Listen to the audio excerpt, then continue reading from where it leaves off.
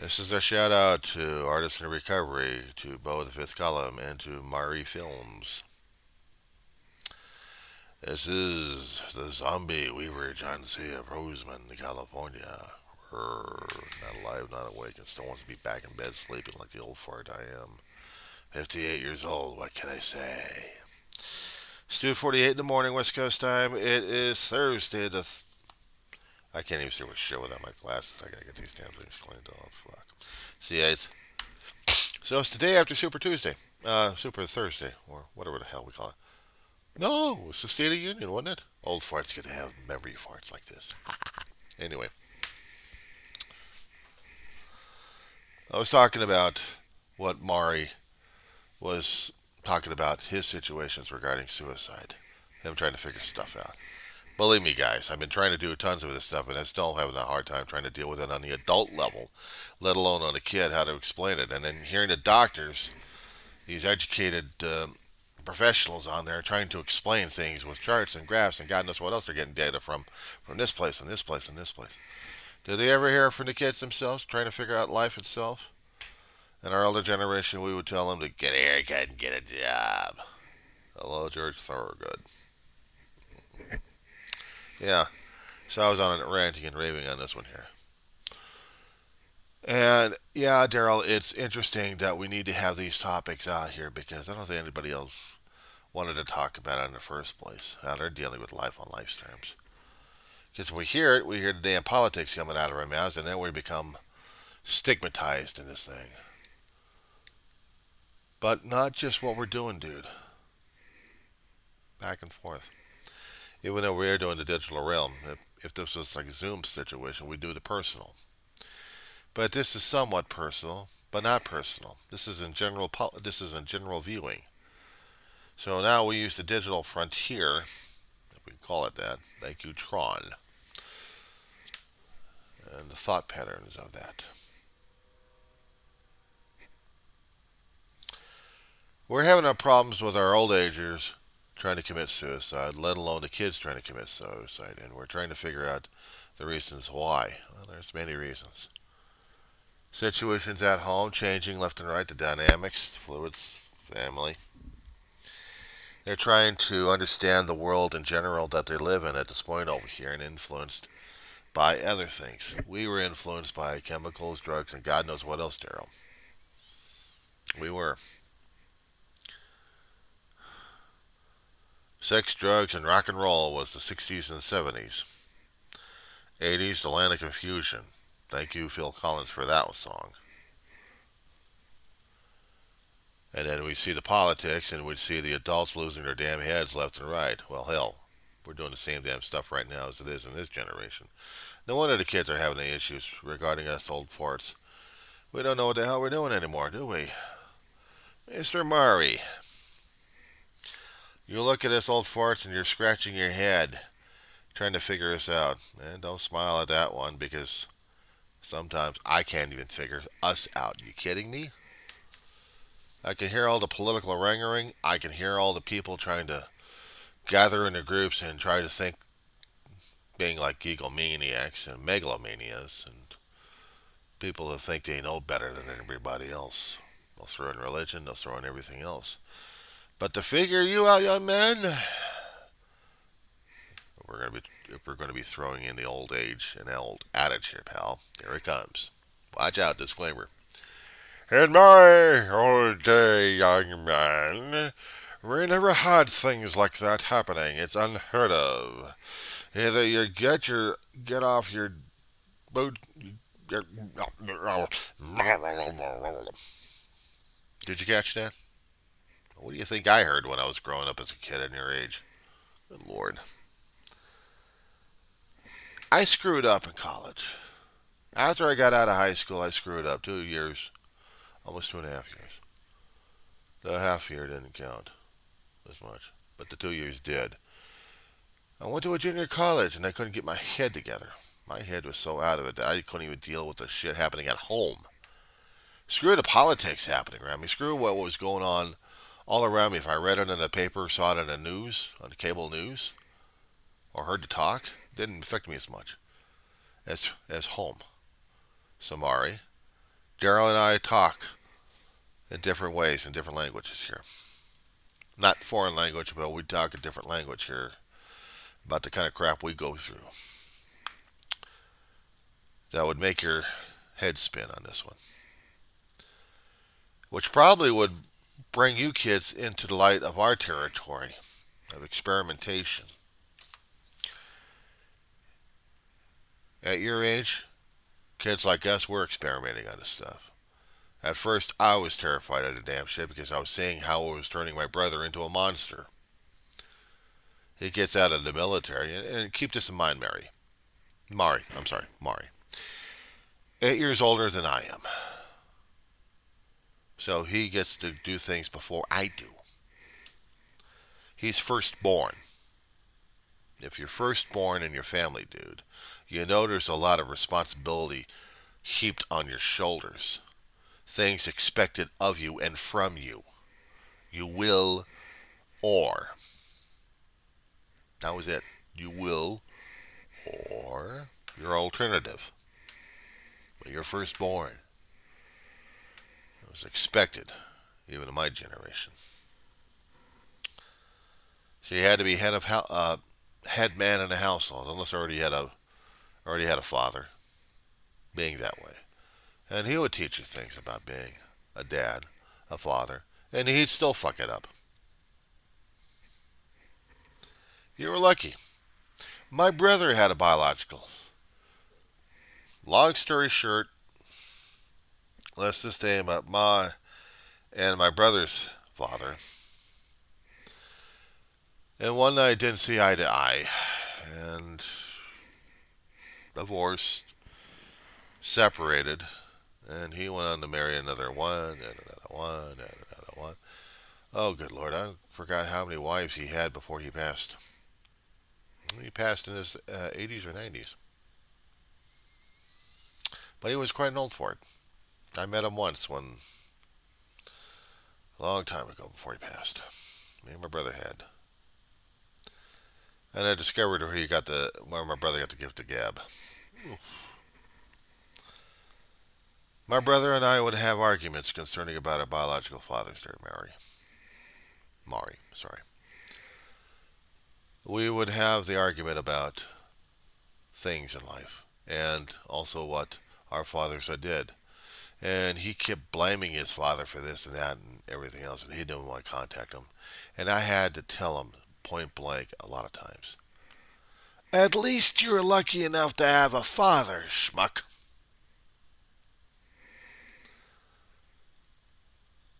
He had to do a double take every time on me. He was pissed off about that one. Now, I don't know, Mari, about you and your relationship between you and your biological. If it's solid enough, cool. If it isn't, if it's fluid, if it's dynamic, things happen. If it's just a dry riverbed, if we're going to be using this analogy, then I don't know what I can say to revitalize a dead riverbed except to get water through it from some other source. I don't know. It's a corny thing I had to learn from a long time ago. But suffice it to say, I would tell you, at least you had a father, or if you have one right now. I can tell you things that growing up as a teenager into a young adult, you're going to be thrusted into a world. Information's hitting you fast and hard. You're going to try to surf, navigate, try to put things into weird-ass perspectives. You've got all these forms of communication faster than the stuff I've got right now. And maybe, if you're lucky enough, you have human contact to try to figure things out, even from the land of confusion that you're in right now as it is. Kids your age, it's supposed to be the land of confusion. You don't know shit from Shinola. You're trying to figure out how come the rest of your generation's killing themselves left and right. Well, guess what? They don't know anything either. If they survive it, they're still trying to figure out the reasons why. Believe me, the older generation wouldn't even care as much, but couldn't even figure it out themselves why. Except maybe they couldn't cut it. And since I don't have access to the older generation, older than me, as we'd say, older than dirt, to come up with that one. Even they would have a problem with it because they couldn't understand how come people try to commit suicide. I'll tell you one way. I think fear. I think fear. It doesn't matter which particular area the fear covers. It covers a wide berth. Scares the hell out of people. Something either being embarrassed or something's going to be taking their life one way or another. They can't handle a situation. They think it's going to become permanent. Might as well pick out the chicken exit of an amusement ride. I probably think that you don't have a valid reason, Mari. A valid reason to live, to exist, to breathe. You have to prove yourself. Scratching your head on that one. Go ahead, scratch your head on that one. Trying to figure that one out? You got something to prove? You think it's economics? Dude, we've been thinking about capitalists because we are capitalists. Our generation's been growing up at that one.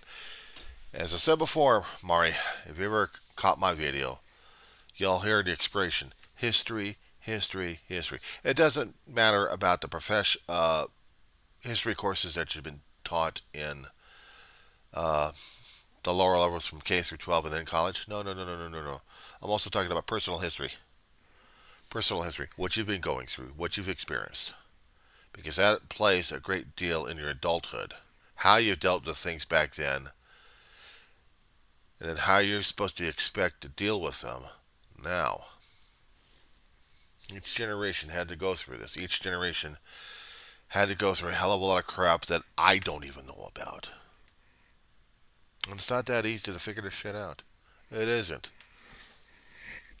It's only when you get up to the age when you survive at and then you try to go back through time and pick that damn thing up. Like, why didn't I think of that in the first place? Time, perspective, context. You're young. You're still building up context. You're still building up perspective. And so is the rest of these kids. They don't know their shit from Shinola either, like you. But you got a head on your shoulder and you're still trying to figure this shit out. That's an advantage right there. Even talking with your peers helps. Peer review. You just don't have to keep following the advice. You have to follow your gut. But also, you need to get advice from the older forts who've been through something similar, maybe, on this one. We all think we have the answers for it. We don't. They're going to be pointing you. Some of the adults are going to be pointing you to religion. Try to get to the spiritual realm on this one for more help and more assistance on this. You follow this, dude. Follow your heart. You follow your gut. That's the thing you have to keep following, my friend. You follow your gut. You deal with it. Scary, terrifying, isn't it? Welcome to our world. I had to go through a hell of a lot of loss. Losing people, friends, family that I loved, and pets I loved a great deal of my life. I learned how to enclose myself. I'll laugh, I'll join in, but I truly would not be happy. Because I didn't know what true happiness was. Even when I was in it, I didn't know what the hell it was. You know what was the most important thing in my life that I should have figured out a hell of a long time ago, Maury? And it should be important to you too. Family. Hear me out. Hear me out. If you got a mother, you got a father, I don't care if they're adopted or not. Do you call them mother and father? Do you have your heart bleeding for them? Do you feel a strong connection?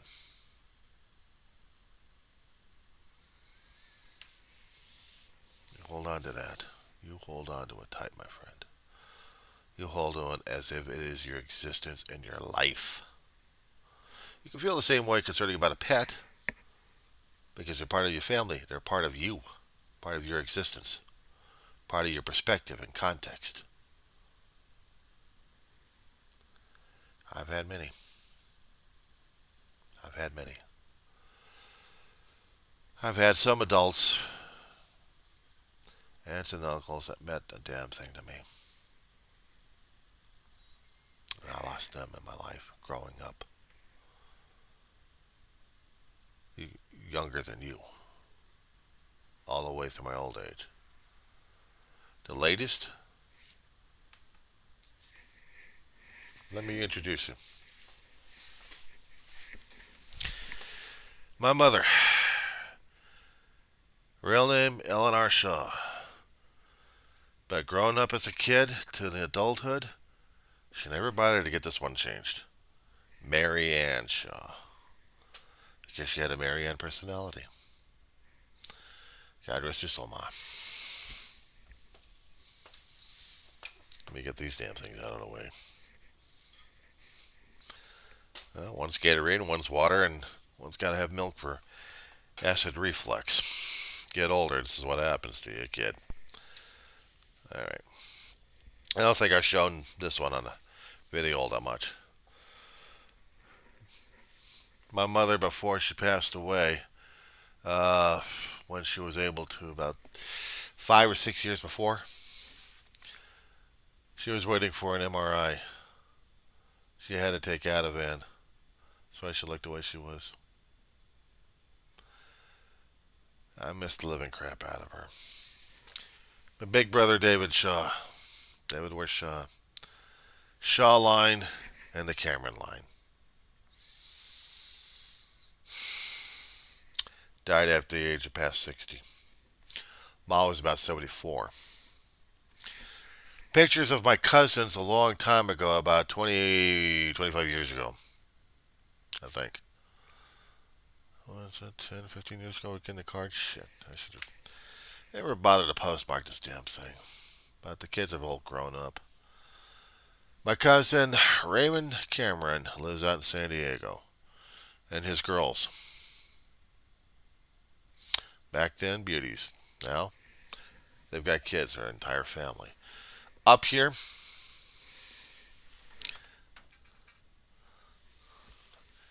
I don't show this all this often. Daryl, get a screenshot.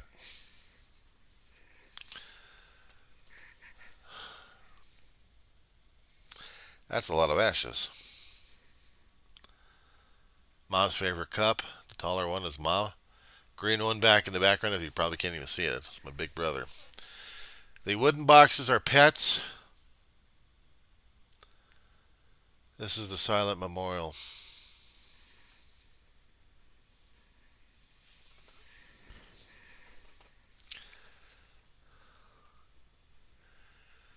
You're talking about in your other videos concerning about why kids wanted to kill themselves. Adults do the same damn thing. My channel is called The Diary of the Griever. Or actually, it's two channels. One has A and the other one has the. So, Diary of a Griever named John Weaver. Ma died in 2013, February 19th. Big brother, September 8th, 2018. The dog's in between, or actually after or before that. I've been constantly surrounded by death. I tried to say so before in my other videos. That I have been affected by death ever since I was the age of 4 years old. Open heart surgery, 1970. Cedars of Lebanon Hospital, which is now Scientology out in Hollywood, for the past 40, nearly 50 years. He cracked open the chest, had to repair 3 valves that were leaking when I was born. And I died 3 times.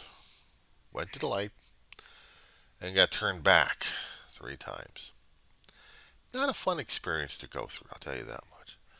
Growing up as a kid, I had the fears, I had the phobias, and the memories were blocked. These days, it's becoming more and more apparent what happened. Forces beyond our control and on our understanding, my friend, that are watching us, dealing with us, coping with us, mere mortals. I don't push religion down people's throat. I don't push that kind of reality. I deal with what I know I've dealt with, and I try to talk about it as best as I can. People will try to sell you the idea regarding religion and how wonderful it is. To a point, people have actually made it into a complete lifestyle that they had for millenniums, including Christianity. I don't knock against it because, oh, my channels will talk about dancing on a constant basis, but at least it's not going to tell you that you must convert. I did say about the suicide for us adults here, my friend. I'm not talking about just the COVID knocking our asses out or knocking your asses out in your generation. No, because I have dealt with death for a hell of a long while. I thought I was immune, and I had this emotional moleskin I had to wear all the time to keep me from reacting or overreacting to grieving. Losing these guys within a 10-year or 11-year period, I just got through an 11-year anniversary of Ma's death. And my big brother's 6 years coming up in September of this year.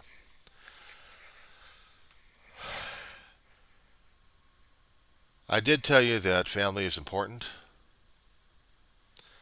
And I got older, and I became a caregiver to both Ma and then after her, Dave.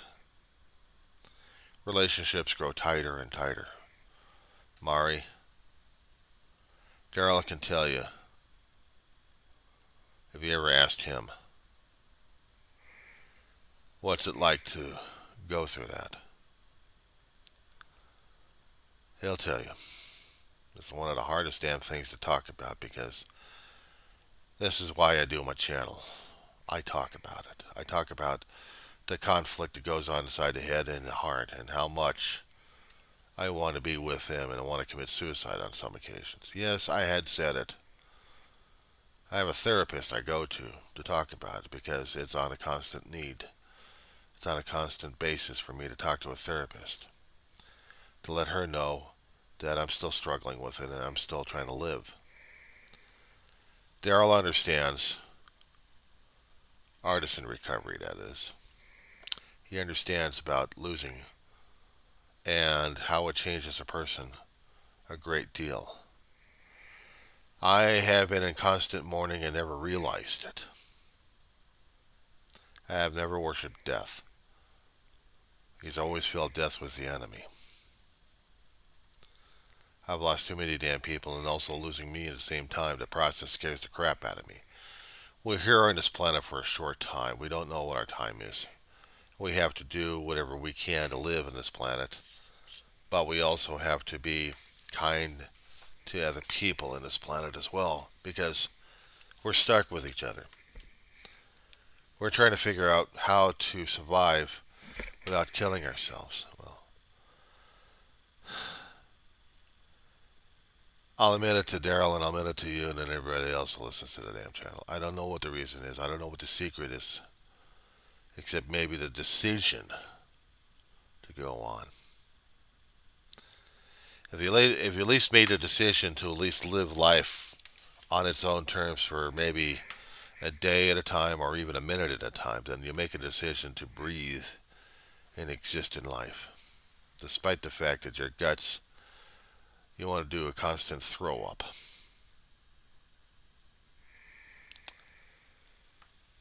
I try to stay off the politics for this particular day because I'm dealing with the anniversary, still kicking my ass on this one. When I'm dealing with the grieving and I'm dealing with the mourning, I have to talk about the triggers, the emotional impact the emotional roller coasters, the tsunamis. There are different words we use for the influx of emotions that screws around with our neurochemistries, and not to mention our heart left and right. That we can barely understand everybody else, but we understand each other because we're still going through the same damn thing. You were worried about suicide at this point of taking a lot of kids being confused about things. What happens if some of them actually had gone through a hell of a lot of trauma that they don't want to deal with, and you think it's a permanent basis? Said before I had the video, I had a friend of mine die a long time ago in junior high. I've had an uncle who reached age past 60, blew his head off with a shotgun. My brother tried to kill himself. Survived. He was dealing with his own alcoholism. He was in his 20s. A story on that one here. Daryl, I think I already talked to you about this one, didn't I? My brother was tossed out because he was using drugs and alcohol like crazy, that my mother and I couldn't deal with it anymore. After having misadventure after misadventure after misadventure, there was a lot of things he'd gone through that was changing him a great deal more than he could deal with and cope with it. He couldn't score anymore, but the only thing he could score was a motel room. Had a revolver, but he had casings, had shells with him. He rents a room. First six go in. Click, click, click, click, click, click. He empties the chamber. Fills it up. Click, click, click, click, click, click. That's 12 rounds. Nothing happened. He slams the gun down on a table. Boom! There's a hole in the door. Cops get in there, expecting maybe to see somebody with a man with a gun, but basically it was a suicide. My brother's in a corner, hiding. The gun and the spent rounds are on the table. All of them had the primers hit. Daryl and I understand about a higher power concept, or if we want to get religious, God interfering by saving my brother's life. My brother went into the nut hut, which was psych ward of the nearby hospital, for 3 days. 3-day evaluation to see whether or not he's actually going to be committed or not. One doctor looked at him, a bit harshly at that point, but he was telling him a brutal truth and honesty at this point over here. Are you going to do this again? My brother said, no, I want to go home. Good answer. You're discharged. My brother comes to the door. Ma's at work. I just came home from somewhere. And there he is, looking like a damn skeleton. My mother and I threw out a human being. We got back a skeleton. Ma was going through a 12-step program at the time. Probably heard about it there, Maury. She had made contacts in there. She had friends. She was going to a meeting that night. We already fixed her dinner. Ma gave me a set of instructions to keep in contact with my brother. Keep an eye on him. If he's staying at home, watch his ass. Ma came home, changed, left for a meeting. Food on the table was getting cold. We had chicken, we had potatoes, and we had vegetables. She comes home later that night. Dave's on the couch. And I'm still in there watching him. Ma tells him, you call this number in the morning. If you don't, you're out of here. Don't come back. Next day, oh, back up on that story. Ma watched him. Woke up slept a few minutes, woke up, and saw this guy barely breathing on the couch. But he was still alive and still struggling for breath and still struggling to stay alive. The next day, he's picking up the phone. He makes the call, and he's talking to somebody on the phone. Another thing I realized, he's getting picked up by somebody, and he's going out. I'm just getting started with college. I'm just getting my life started with this. I had a part-time job I had to go to. It was hard to sell for that one there too, but I dealt with it.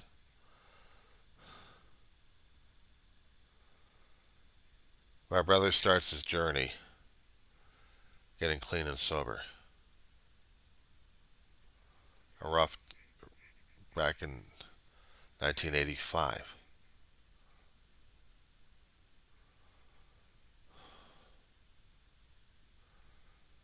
September 18th,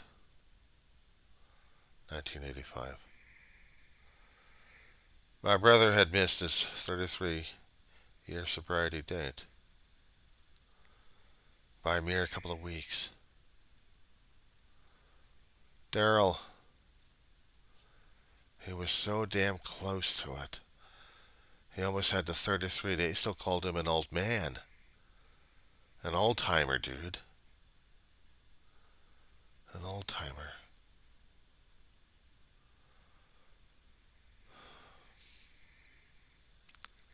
I miss that bastard. He was my best friend.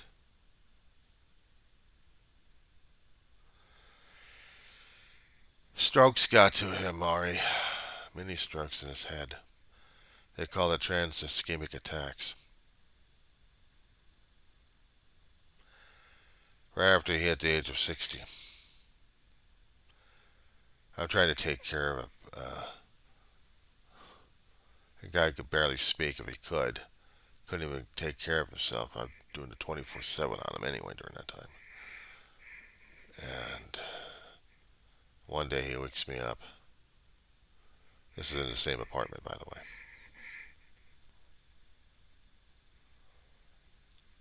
He tells me that he can't breathe, John. John, I can't breathe. His exact words. I'm on the phone with my cell. I'm just phone's right there on my bed. 911. What's your emergency? My brother can't breathe. He's having problems breathing at this point over here. Look at his face. Is he turning blue? No.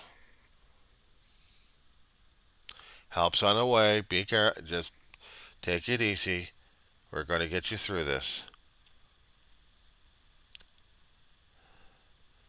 5 minutes later, we had Hall ambulance coming out, putting him on there. After that, we had a fire engine paramedic situation coming up. Check his ass out. My brother is able to talk a little bit in more clarity. He wasn't able to do that when the strokes hit him. He's laughing, trying to, still struggling with breath. I'm getting a go bag together. I'm locking up. I'm making sure my dog's all right.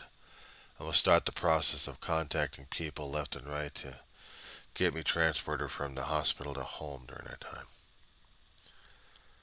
I didn't realize the fight for his life was already done, was already gone and done in a damn ambulance, and I didn't realize it. They had me walk all the way over to the emergency room reception area there. Security goes through the material just to see if there's any contraband coming in or worse, weapons and stuff prohibited. I had to wait for maybe about 5 minutes before security escorts me into the ER. My brother's a meat slab. My world changed. There hadn't been a day gone by that I didn't miss him, but I'll tell you something there, Mari. There hadn't been a day gone by that I didn't want to commit suicide. Some days if I'm lucky enough, I don't go through at least weeks of not thinking about it. And then something suddenly happens, and then I'm thinking about I want to kill myself just to be with Ma and Dave. And I'm realizing that I still got obligations on this planet for myself. Personal, very personal. I still got a dog I'm still taking care of. She's going through dementia. I'm not leaving the planet just yet, and I'm not putting her under just yet. She's still got life left in her. If she's able to tear around during the middle of the night sometimes, acting like a complete blithering idiot. I mean, God, she's 20 or 21 years old. She's a she's a Chiweagle. Actually, she's a Chiwiener, Chihuahua and Dachshund mixture here, female. God, we've had her for a long while. I've lost track. And she acts like she's a puppy, and she's old and sagging, but she's still able to get around. She's got her nose in a sense and barely sees. Gosh, she's a broken down old babe. I love the crap out of this dog, I tell you. And when she goes, that's got me scared, Mari. That's got me scared, Daryl. Family, dude. Family. The trigger word that'll get to me a little bit later today because already the gears in my head are moving right now. This has now become the diary of a griever named John Weaver log report. So, a little bit later today, I'll be getting the trigger, and it'll become a blithering basket case. A blubbering, blithering basket case. Praying to God for forgiving me for going through this damn shit.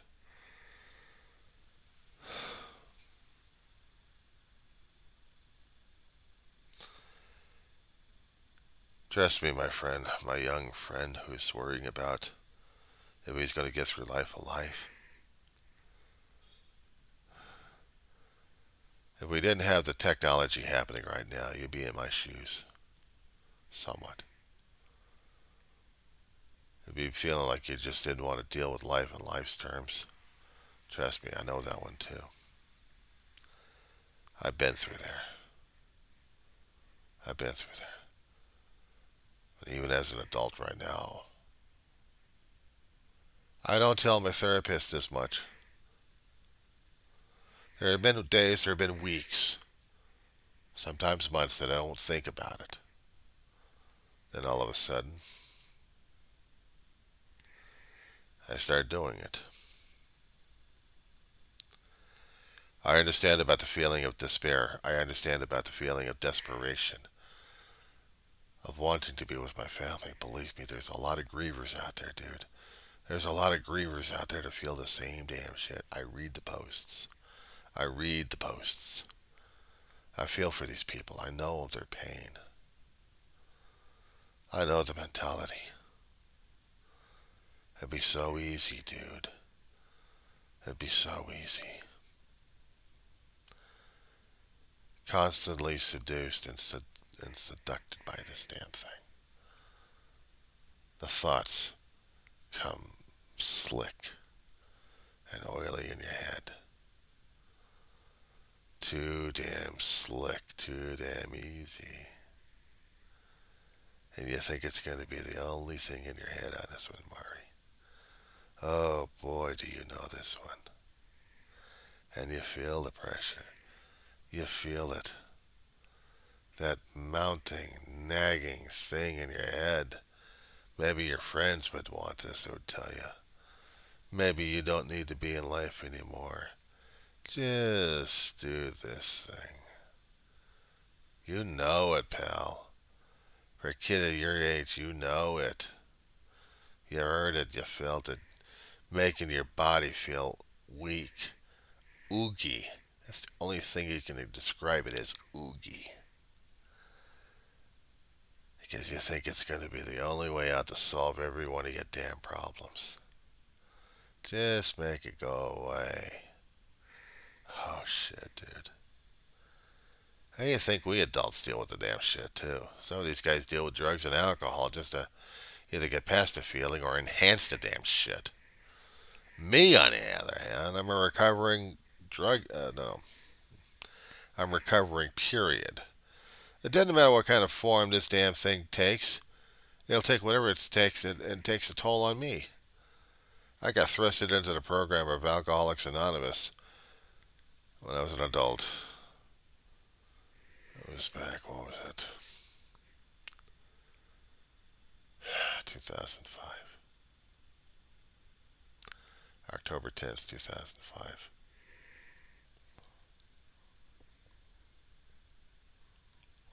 No, it was 06. I was going to kill myself during that day. Different stories on this one for the video. Yeah, another one, I guess. I'm going to have to.